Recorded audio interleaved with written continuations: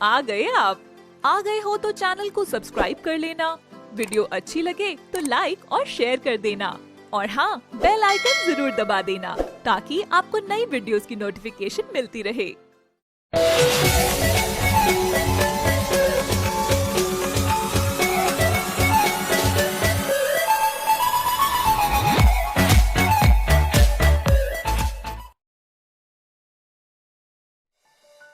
पतंग वाली की सफलता। ये कहानी है भारतपुर की, जहां विमला अपने 2 बच्चों राहुल और प्रिया के साथ रहती थी। विमला के पति टीटू का देहांत 1 साल पहले एक रोड एक्सीडेंट में हो गया था। उसके पति के देहांत के बाद विमला के ऊपर दुखों का पहाड़ टूट गया था, क्योंकि विमला ज्यादा पढ़ी लिखी नहीं थी और अचानक ही उसके ऊपर 2 बच्चों की जिम्मेदारी आ गई थी।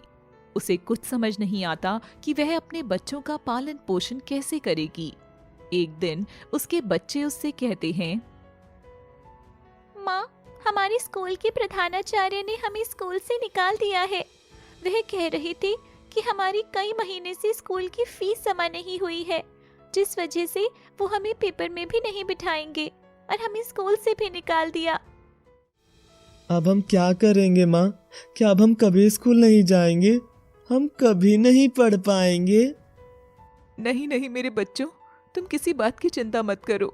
मैं कुछ ना कुछ इंतजाम जरूर करूंगी और जल्द से जल्द तुम्हारी स्कूल की फीस भी जमा कर दूंगी।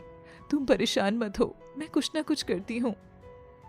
विमला बहुत परेशान हो जाती है, लेकिन वो अपने बच्चों को दिलासा दे देती है, पर उसे खुद समझ नहीं आता कि आखिर वो क्या करे जिससे उसको कुछ पैसे मिल जाएं और वह अपने बच्चों की स्कूल की फीस जमा करा सके। तो वह अपने पड़ोस की एक औरत सुधा के पास जाती है और उससे कहती है, सुधा बहन, मुझे कुछ पैसे उधार दे दो। मुझे अपने बच्चों की स्कूल की फीस जमा करानी है। स्कूल के प्रधानाचार्य ने उन्हें स्कूल से निकाल दिया है और उन्हें पेपर भी नहीं देने देंगे। उनका पूरा साल बर्बाद हो जाएगा। अगर तुम मेरी कुछ मदद कर दो तो मैं अपने बच्चों की स्कूल की फीस जमा करा दूंगी और मेरे बच्चों का साल भी बच जाएगा।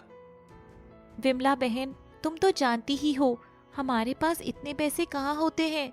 हमारा तो खुद का घर का पता नहीं कैसे कैसे चलता है। मेरे पास तो इतने पैसे नहीं हैं, लेकिन हाँ, मैं तुम्हें एक तरीका बता सकती हूँ। क्यों ना तुम गांव के मुखिया के पास जाकर बात करो, वह ब्याज पर पैसे देते हैं। मुझे पूरा यकीन है अगर तुम उनके पास जाकर अपनी समस्या बताओगी तो वह तुम्हें ब्याज पर पैसे दे देंगे। तुम पहले अपने बच्चों की स्कूल की फीस जमा करा देना और फिर कुछ पैसे बचाकर उससे कुछ काम शुरू कर देना और जिससे तुम्हारी कमाई शुरू हो जाएगी। विमला सुधा की बात सुनकर गांव के मुखिया के पास जाकर उससे कहती है, मुखिया जी, मुझे आपकी मदद की बहुत जरूरत है। मुझे कुछ पैसे ब्याज पर चाहिए। मुझे अपने बच्चों की स्कूल की फीस जमा करानी है। उनका पूरा साल बर्बाद हो जाएगा। आप मेरी कुछ पैसों की मदद कर दीजिए, जिससे मैं कुछ काम भी शुरू कर सकूं और अपने बच्चों की स्कूल की फीस भी जमा करा सकूं। विमला, मैं तुम्हें पैसे तो दे दूंगा, लेकिन तुम मेरे पास ऐसा क्या गिरवी रखोगी जिससे मैं तुम्हें ब्याज पर पैसे दे दूं? क्योंकि मुझे कुछ ना कुछ तो अपने पास रखना पड़ता है जिससे मैं तुम्हें पैसे दे सकूं। मुखिया जी, मेरे पास तो ऐसा कुछ भी नहीं है जिसे मैं गिरवी रख सकूं। अगर मेरे पास ऐसा कुछ होता तो मैं आपके पास पैसों की मदद मांगने क्यों आती? मेरे पास ऐसा कुछ भी नहीं है जो मैं आपको दे सकूं। अरे रे रे, कैसी बातें कर रही हो विमला? तुम्हारे पास तो बहुत कुछ है मुझे देने के लिए। तुम इतनी सुंदर हो, जवान हो, तुम चाहो तो मुझे खुश कर सकती हो, जिसके बदले मैं तुम्हें पैसे दे दूं। विमला मुखिया की बात सुनकर बहुत गुस्से में आ जाती है और उसे बहुत तेज थप्पड़ मारकर वहां से गुस्से में निकल जाती है और वो रास्ते में रोती रोती अपने घर की तरफ चलती है और अपने पति को याद करते हुए सोचती है, अगर आज वो जिंदा होते तो किसी की हिम्मत नहीं होती मेरी तरफ आंख उठा के देखने की। इतना सोचते सोचते वो घर पहुंच जाती है। फिर अपने बच्चों के सामने भी बहुत रोती है। तब उसका बेटा राहुल उससे कहता है, माँ, परेशान मत हो, मेरे पास एक तरीका है जिससे हम थोड़े बहुत पैसे कमा सकते हैं। बेटा, वो क्या तरीका है, मुझे भी बताओ। माँ, क्यों ना हम पतंग बनाएं? बसंत पंचमी आने वाली है और इस समय पतंग की बहुत अच्छी बिक्री होती है। हम कुछ कागज इकट्ठा कर लेते हैं और अखबार भी, और अलग अलग तरह की रंग बिरंगी पतंग बनाकर बाजार में बेचेंगे, जिसकी वजह से हमें थोड़े बहुत पैसे मिल जाएंगे।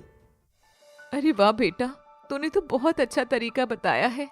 इससे ज्यादा नहीं तो थोड़ी बहुत तो कमाई हो ही जाएगी, हमारा घर तो चल ही जाएगा। फिर वह तीनों मिलकर पतंग बनाते हैं और सड़क के किनारे बैठकर पतंग को बेच देते हैं।